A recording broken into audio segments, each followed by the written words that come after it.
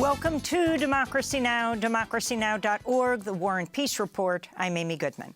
The founder of World Central Kitchen, Chef Jose Andres, has accused Israel of systematically targeting the 7 aid workers who were killed Monday in a series of drone strikes in Gaza. Chef Andres spoke to Reuters Wednesday.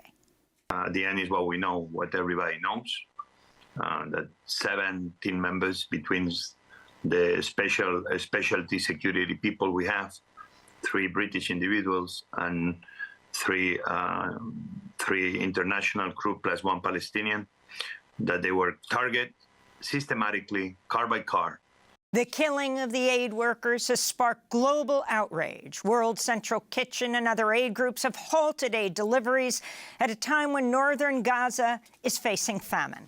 The United Nations has temporarily halted all operations at night in Gaza for at least 48 hours to reassess security protocols. According to the United Nations, 196 aid workers have been killed in Gaza since October 7th. President Biden is scheduled to speak with Prime Minister Benjamin Netanyahu today as the official death toll in Gaza tops 33,000. Biden has said he was outraged by the attack on the aid workers, but the U.S. is continuing to arm Israel. Palestinians say the attack on the aid workers is part of a broader campaign to starve the people of Gaza. They bombed the World Central Kitchen to starve the Palestinian people, so that the Palestinian people do not survive in their land and homeland. We call on all Arab peoples to stand with us and witness what has happened to the Palestinian people. The Palestinian people are humiliated. Their dignity was stripped away. We no longer have homes or anything. The Palestinian people have been living in humiliation from the 1948 war until now. The Israeli publication 972 has exposed how the Israeli military has used an artificial intelligence program known as Lavender to develop a kill list in Gaza that includes as many as 37,000 Palestinians who were targeted for assassination with little human oversight. A second AI system known as Where's Daddy tracked Palestinian men on the kill list. It was purposely designed to help Israel target individuals when they were at home at night with their families. The World Health Organization's warning many patients could soon die if they're not evacuated from Al-Shifa Hospital, which has been left in ruins after a 2-week Israeli military siege. Medical crews have found hundreds of bodies scattered across the medical complex. Palestinians are still searching the grounds for loved ones. I am now searching for 6 people we lost in the war. My sister, all of her children, and my niece Alma. May Allah have mercy on her. I have found no trace of them. They were buried here, and we don't know what happened to their bodies or where they went. We don't know anything. Here we find a number of uncovered bodies, and they are unidentified. We don't know what to do with them. Israeli War Cabinet member Benny Gantz has called for early elections to be held in September. Gantz is the top political rival to the Israeli Prime Minister Benjamin Netanyahu, who continues to face daily protests in Israel.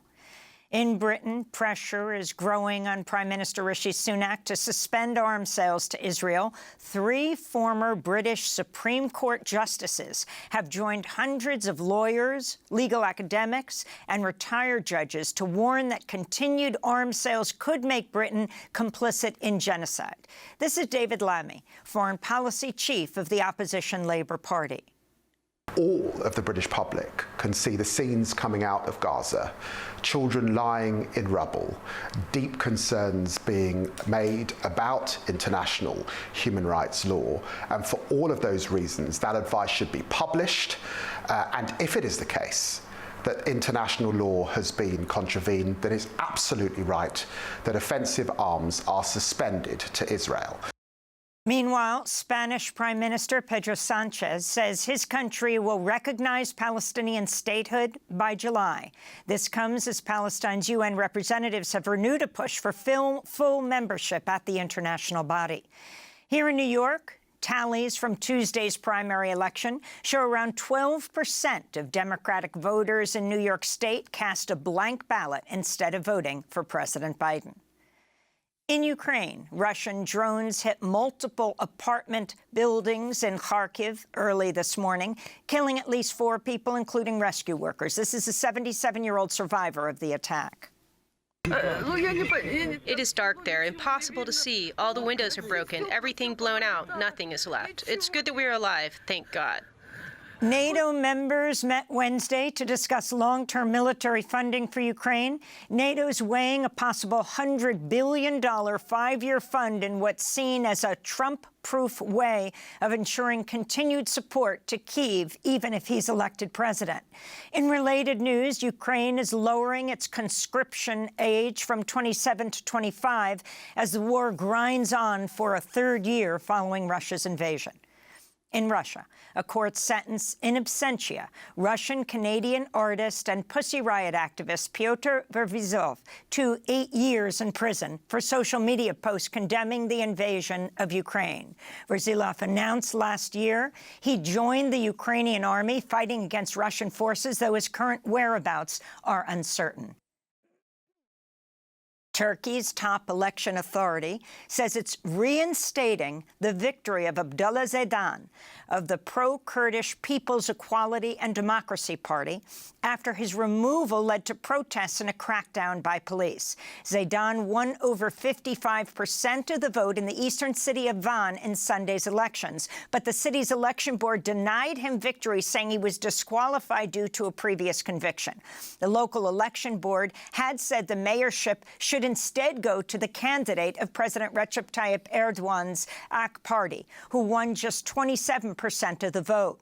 Abdullah Zedan's reinstatement is the latest blow to President Erdogan after the opposition Republican People's Party won mayoral races in Turkey's 5 largest cities Sunday. In Kenya, public hospital doctors are in their 3rd week of a nationwide strike over pay issues. The doctors' union has taken their protest to the streets as it demands the Kenyan government pay them for past wages they're still owed and hire over 3,000 unemployed medical interns. Medical services are not free. You cannot tell us that medicine is a calling. Apart from being a calling, medicine is a career. It is a career. We are human beings. We need to be paid. We are human beings. The ongoing strike has led to major disruptions in healthcare across Kenya, but the government says they don't have the funds to fulfill strikers' demands as it navigates a looming debt crisis. Zimbabwe's president, Emerson Mnangagwa, has declared a national disaster over the protracted drought plaguing the region, warning some 2.7 million people will face hunger this year. Zambia and Malawi have also declared states of disaster related to the drought, which has triggered a massive grain shortage. In the Philippines, hundreds of schools were forced to close this week due to extreme heat and an elevated risk of heat stroke. The heat index hit over 111 degrees Fahrenheit in some areas. Scientists have confirmed this March was the hottest ever recorded. It was also the 10th consecutive month to set a global heat record. New York Judge Juan Merchan has denied Donald Trump's latest attempt to use a presidential immunity defense, this time in his criminal hush money case. Merchan also rejected Trump's bid to delay the trial's April 15th start.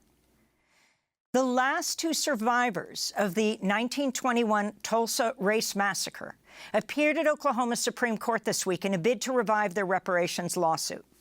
An estimated 300 black people were killed when a white mob burned down what was known as Black Wall Street, the thriving African-American neighborhood of Greenwood, Oklahoma. Viola Fletcher and Leslie Benningfield Randall are now both 109 years old. In a statement, the 2 women said, quote, "We're grateful that our now weary bodies have held on long enough to witness an America and an Oklahoma that provides race massacre survivors with the opportunity to access the legal system. The Oklahoma Supreme Court has the power to open the doors of justice," they said. And 56 years ago today, Dr. Martin Luther King was assassinated on the balcony of the Lorraine Motel in Memphis, Tennessee. His family members are holding their annual wreath-laying ceremony in Atlanta.